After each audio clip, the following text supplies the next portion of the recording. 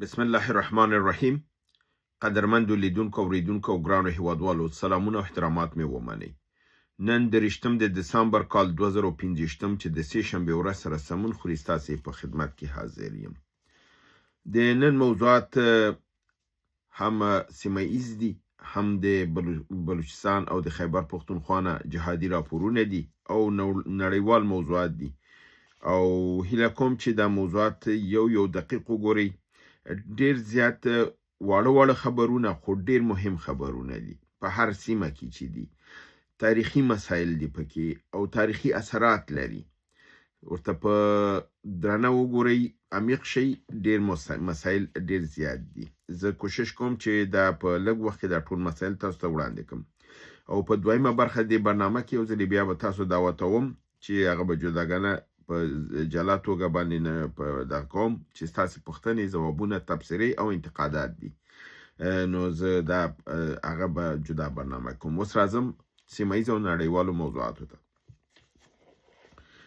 په سیمه ایزه ماده کې راځو. اوله کې په هغه اړه د ډیورند کرښې د کرم، بنو، بلوچستان په دې درې واړو ساحو کې د پوځ باندې ډیر زیات درانه بریدونه شوي دي، او په دې بریدونو کې کافي تلفات ورته اوښتي دي.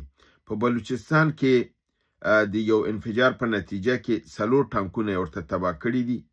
ازادي غوښتونکو 8 پوځیان وژلي دي، او همدارنګې دغه عملیات چې دي د نوشکي په جنګلي زرعین منطقه کې، په ټامپ کې او په دشت کې شوي دي، چې دوی وایي چې 3 مختلفې حملې شوي دي، او د 3 واړو حملو مسؤلیت دغه اخیستی دی، بیلې خپل په غاړه اخیستی دی. او په دې یو عملیات کې مې تاسو ویلي چې 8 پوځیان دي، په دې بل کې چې دي 7 تنه وژل شوي دي، یو ډرون هم راپرځول شوی دی، او همدارنګې پوځیان نور هم زخمیان شوي دي. د ټانکونو نه علاوه موټرې هم له منځه وړل شوي دي. او بل دا دی چې د بنو مجاهدینو ښار کنټرول کې نیولی دی. خلکو سره خبرې کړي دي، هلته بیانیې ورکړي دي، یعنی خلکو ته دا دغه کړی دی چې حکومت چې کوم تبلیغ په دوی په مخالفت کې کوي چې دا خوارج دي، دا په حساب د اسلام دایرې نه وتي دي. هغې ویلي دي چې موږ د یو غیر اسلامي نظام په مقابل کې د اسلام د نافذولو لپاره راوچت شوي سو، او ورو الله موږ ته کامیابي راکوي. ستاسو مخکې ولاړ یو، تاسو د حکومت خبرې مه منئ، د حکومت سره مه ودرېږئ، ځکه دا بیا تاسو ته زیان کوي. نو ښه دا ده چې تاسو د مجاهدینو سره ودرېږئ. همدارنګې په کرم کې هم حملې شوي دي. دا په دې کې یو موټر مجاهدینو غنیمت نیولی دی، افسران یې وژلي دي، ډېر تعداد زیات نور عسکران یې ټپیان کړي دي، او دوی زخمي شوي دي.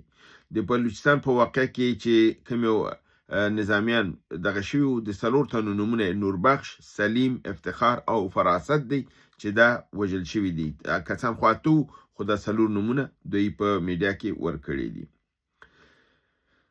همدارنګې د دې جهاد په مقابل کې عاصم منیر خپل په خبرو کې چې په اسلام آباد کې کړي ویلي دي چې جهاد صرف ریاست حکم ورکولی شي، د ریاست نه بر علاوه هیڅ فتوا او جهاد چې دی هغه جایز نه دی او غلط دی.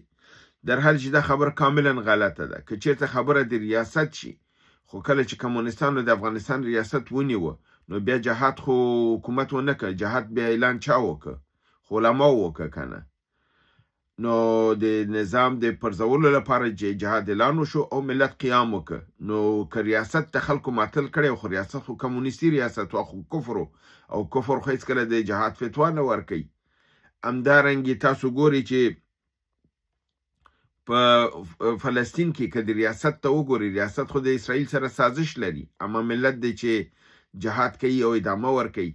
که اوس چېرته د پاکستان ریاست ته انتظار وشي چې دا ریاست به جهاد ورکوي، دا خو د سکولریزم نظام دی او د یهودانو سره یې لاره ده، دا خو په ژوند کې جهاد نه ورکوي، بلکې کله چې دا مرتد شي نظام او ملحد شي، د هغې په مقابل کې به فتوا څوک ورکوي؟ خو علما یې ورکوي، او د علماو په فتوا باندې به جهاد کیږي. بنا دا نظریه کاملا مرتده ده چې د جهاد حکم تنه ریاست ورکولی شي. ریاست چې کله د جاده د اسلام نه ووځي، ملت به قیام کوي او د هغه به بیرته سیده لارې ته راوړي. نو هلته خو بیا ریاست د منځه لاړه، نو د تنه د ریاست مسله نه ده، دلته د حالاتو دغه دی او د علماو مسؤلیت دی. علما باید دا مسایل درک کړي او په وخت و زمان باندې حکم د جهاد ورکړي. همدارنګې په خیبر پښتونخوا په قبایلو سیمو کې د پاکستان اردو نه تنها چې د خلکو د کورونو چپه کولو حکم ورکړی دی او د بې ځای کولو حکم ورکړی دی، بلکې مساجدو چپه کولو او مسمار کولو کار هم شروع کړی دی، چې دا په عوض د دې چې د حکومت غواړي چې هلته په حساب د خلکو منځ کې امن کې د دې کې یو لاره پیدا کی. خلک وایي چې دا نور هم تنفر زیاتوي او د دې په مقابل کې د خلکو حرکت قوي کوي، ځکه چې مساجد چې دي د خلکو لپاره مقدس دي، د خدای کور دی، نو دی د خدای کورونه هم ورانوي. او پنجابیان دا د استدلال کوي چې دغه مساجد او زموږ په مقابل کې د سنگر استفاده کیږي، موږ د مساجد ځکه ورانو.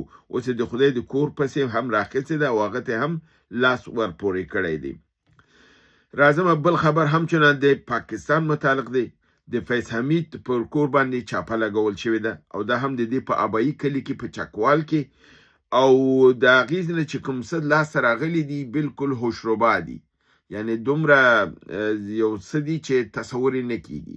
یو خو دا دی چې نقد پیسې چې څومره لاسته راغلي وایي چې د $1,000,000 نه زیاتې دي، او دا تنه ډالر نه دي، د کې مختلفې کرنسیګانې دي، مختلفې پیسې دي او په بکسونو په دې کې ځای په ځای شوي دي. بل دا دی چې د دې د کور نه جواهر قیمتي کاڼي او همدارنګې ډیر اسناد نور لاسته راغلي دي. یوه ډایري، یو کتاب د په حساب د ذاتي کتاب چې برېښنایي کتابچه ده او یو خاص کوډ لري، دا لاسته ورغلی ده. او ویل کېږي که چېرته دغه خپل په کوډ باندې خلاصه نشي، نو دی که چېرته سړی کوشش وکړي چې دې کوډ مات کړي، دا څه کېږي، دا له منځه ځي خپله، لکه د بخار باندې بدلیږي او هر څه چې د دې منځ کې هغه راز هغه د منځه ځي. نو دی دومره کامیابه شوي دي چې فیض حمید دې ته مجبوره کړی دی چې دا کوډ دوی ته ورکړي. او کله چې کوډ خلاص کړی دی، دې کې حسابي بانکي حسابونو ډیر زیات حسابونه د ننه خوره کې او بهر د خاورې نه په بهر ملکونو کې راوتي چې په هغې کې کافي پیسې دي. بل داسې اسناد ترلاسه شوي دي چې هغه تاریخي اسناد دي، د پاکستان راز دی چې د استخباراتي طریقې نه غلا کړي دي او ځان سره یې وړي دي. بل دا دی چې تر 2022 پورې د هغه سیاسي اجنډا او نظامی اجنډا په دې برنامه کې لیکل شوی چې د څه غوښتل او څه پروګرامونه یې مخکې درلودل او د ده په اساس نو کافي لویه یو دغه د دوی لاس. نو دا په خپله ثابتوي چې پاکستان جنرالان ټول غله، د وطن ته خاین او د چې کله قدرت رسیږي میلیاردران کیږي او مملکت د قرض او د تباهي سره مخ کیږي، ځکه خو دوی نیابتي جنګونه کوي او ملت د هغې قیمت ادا کوي. همدارنګې عمران خان خپل په خلکو باندې غږ کړی دی چې سړکونو ته راووځي او د مرګ نه دی نه یریږي، مرګ د الله په لاس کې دی. منتها دا نظام چې دی، د دې نظام د چپه کولو لپاره احتجاج ته د په ټولو ښارونو کې خلک راووځي. راځم په نړیوالو خبرونو کې سوریې یو نوې نقشه خپل د خاورې، ځکه مملکتونه خپل نقشې وخت په وخت نشروي چې دا زما حدود دي. تازه نقشې چې په ټویټر کې نشر کړې ده، په هغه کې په رسمي توګه باندې د جولان لوړې یعنی جولان هایټس دي چې دا د 1980 کې اسرائیل د دوی نه نیولې وي، دی د خپل د خاورې د نقشې نه ایستې دي او دی د اسرائیل په نقشه کې حساب کړي دي. او په عین حال کې دغې دا خبره کړې ده، ډونالد ټرمپ کړې ده چې دا اسرائیلو ته دا د ګولان هایټس دا ځمکه چې ده دا زما د خوانه د هنوکا یې دی هغه جشن و، که تاسو معلوم شي په جشن کې چې په استرالیا کې نفر لاړل او یهودان یې ووژل، هغه به د هنوکا جشن و. نو دی وایي چې دغه د هنوکا جشن په مناسبت ما دا اسرائیل ته تحفه ورکړې ده، او یعنی دا ما د دغې نه غوښتې او جولاني نه دا کار وکړي او جولاني خپل د خاورې نه اسرائیل ته تیر شوی دی، ځکه دا نوې نقشه کې د جولان هایټس ځمکې په نوې نقشه کې وجود نه لري. بله خبر دا دی چې روسیې د یوکراین سره د مستقیمې ناستې او د مذاکراتو دا امکان رد کړی دی او ویلي دي چې دا شی ممکنه نه ده تر څو چې زموږ شرایط نه منل شوي موږ د یوکراین سره مستقیمه توګه باندې نه کینو. او بل خبر دا دی چې د یو روسي جنرال په مسکو کې په موټر کې د بم له وجې نه ترور شوی دی چې ویل کېږي دا ممکنه د یوکراین کاري. د دې جنرال نوم دی فانیل سراووف چې د ښوونې او روزنې د ریاست او د عملیاتو د شعبې رئیس د وزارت دفاع او د پوتین ته ډیر معتمد او نږدې جنرالو چې دا وژل شوی دی او ویل کېږي دا پوتین لپاره یو لویه صدمه ده.